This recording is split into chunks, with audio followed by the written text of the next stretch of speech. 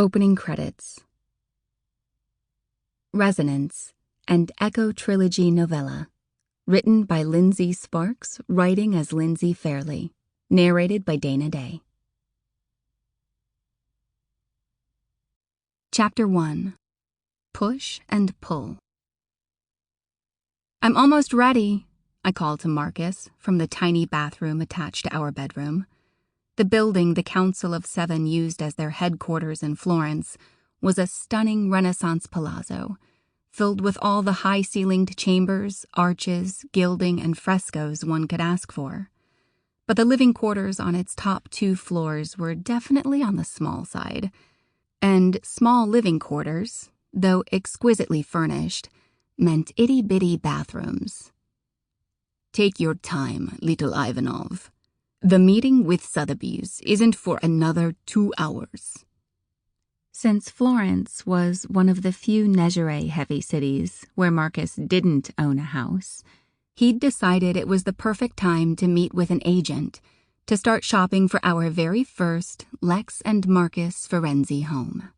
I caught myself grinning like a fool in the mirror hanging over the pedestal sink. Excitement shone in my eyes, making my carmine irises appear even more crimson than usual. And only adding to my giddiness was the fact that this would be my first time actually leaving the palazzo's heavily guarded grounds.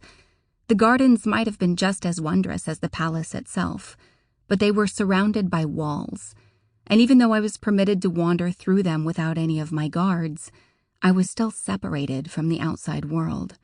I'd never been to Florence before, and today's outing would finally give me a chance to see some of the sights I'd only heard about since waking from my regenerative slumber.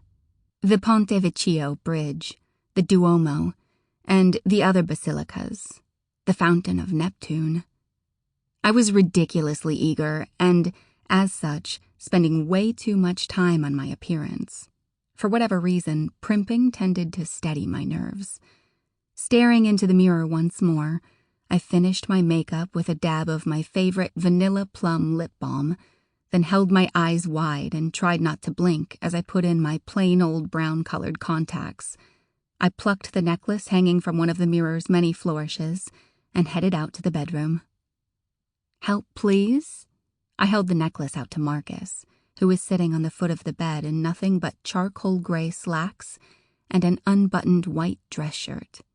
His eyes were closed, and his body was completely still. He didn't even appear to be breathing. For nearly a minute, I watched him, studied the...